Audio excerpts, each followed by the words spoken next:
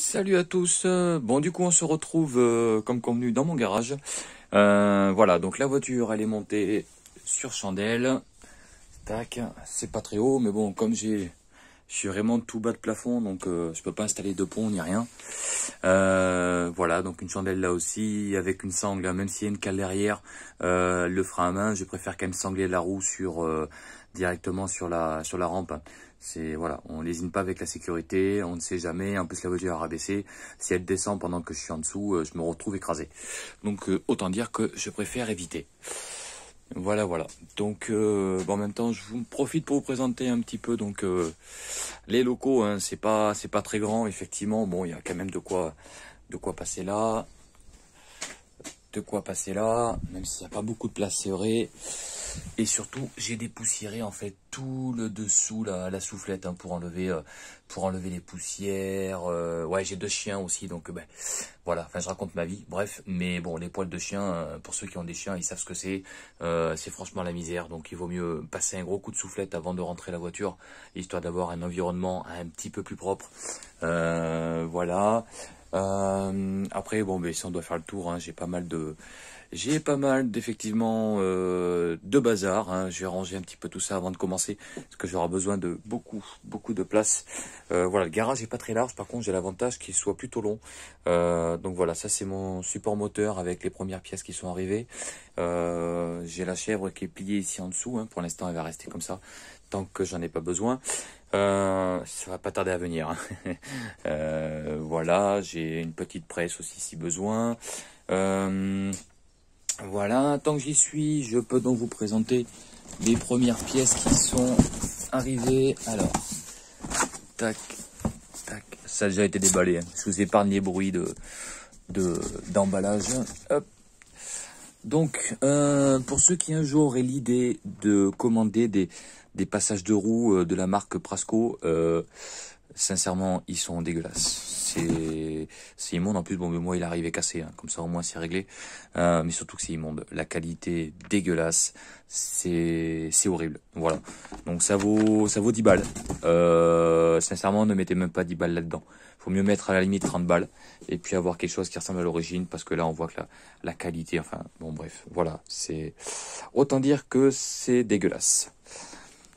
Voilà, donc ça, le fameux manchon du coup Febi, hein, commandé sur Méca Technique, ça vaut 10 balles. Bon, voilà. Ça, c'est un kit de réparation de lève-vitre arrière gauche, ouais, parce que j'ai les problèmes de lève-vitre arrière. Bon, bref, c'est pas d'actualité pour le moment. Le joint de carter d'huile qui est là. Joint spi du broquin côté boîte. Joint spi du broquin côté poulie dumper. Ça c'est un récepteur d'embrayage, voilà, comme ça c'est fait. Et ça, ce sont les fameux coussinets de bielle de la marque Stark. Alors Stark, c'est une marque d'entrée de gamme. Maintenant, bon, mais c'est pas eux qui fabriquent les coussinets. Voilà, ça vaut le même prix que les autres marques, les Glico, tout ça. Donc c'est le même tarif, c'est la même qualité, ça vient du même endroit. Voilà, de ce qu'on m'a dit. Voilà, après à confirmer peut-être, mais voilà. Donc voilà le début de pièce. Ça, et puis après bon, j'ai plein de petites choses qui vont arriver dans les semaines à venir. Le turbo, le collecteur, les conduits d'huile, etc. Donc tout ça va arriver au fur et à mesure et je vous ferai des vidéos.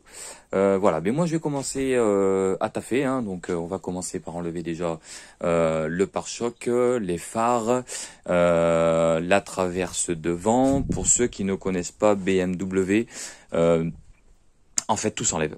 Tout s'enlève sur le devant, donc il n'y a plus de traverse, il n'y a plus rien.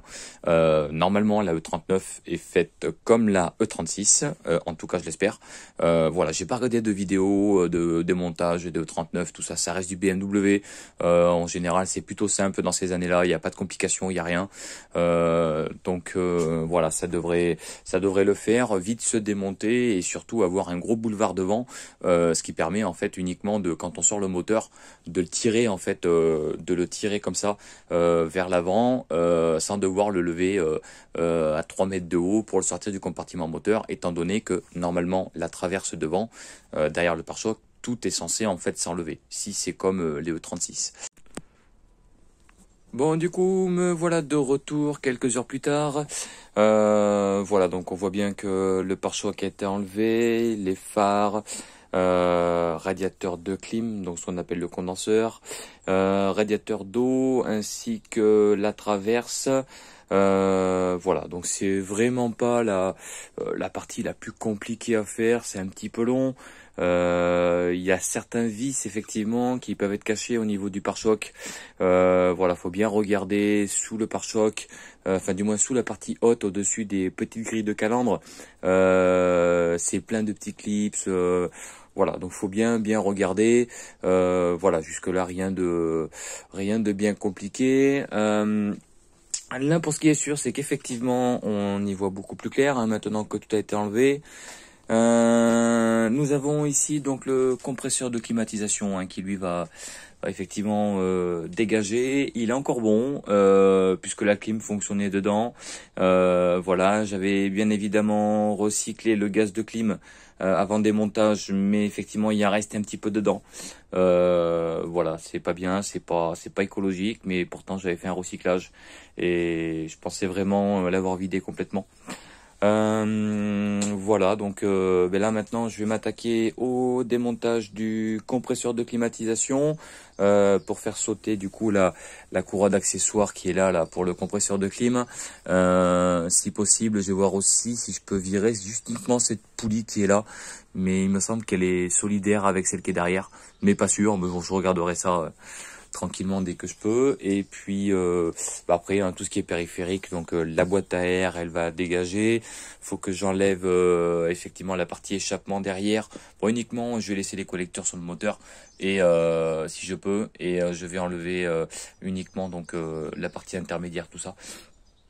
Voilà, et puis après ça va être passé en dessous pour enlever tout ce qui est alors là on va rien y voir, mais il va falloir enlever effectivement l'arbre de transmission, le flector, la partie de commande de boîte, le capteur de marche arrière, voilà, en gros toutes les connectiques qui vont traîner et qui vont gêner. Le faisceau moteur, je sais pas encore comment je m'y prends, mais je pense que je vais l'enlever complètement du moteur, ou je fais venir le moteur avec le calculateur. Je sais que sur le 36 il y avait une broche de fixation rapide pour le faisceau moteur. Je sais pas du tout sur le 39 si c'est foutu pareil en fait, je sais pas, faut que je regarde. Bon, je vais voir de toute façon au fur et à mesure. Ce qui est sûr, c'est que la partie allumage, elle, tac, voilà, elle déjà, c'est fait, c'est pas compliqué. Voilà, donc il va y avoir un petit peu de boulot, les supports moteurs de chaque côté, support de boîte, tout ça. Et normalement, ça devrait venir en levant après un petit peu le moteur, parce que justement le carter d'huile, il me semble que là-dessus, ouais, c'est ça, il est derrière la traverse, donc il va falloir lever un petit peu. Voilà, bon, rien d'insurmontable bien sûr. Voilà, bah, écoutez, je vous laisse et je vous dis à la prochaine vidéo. Au revoir.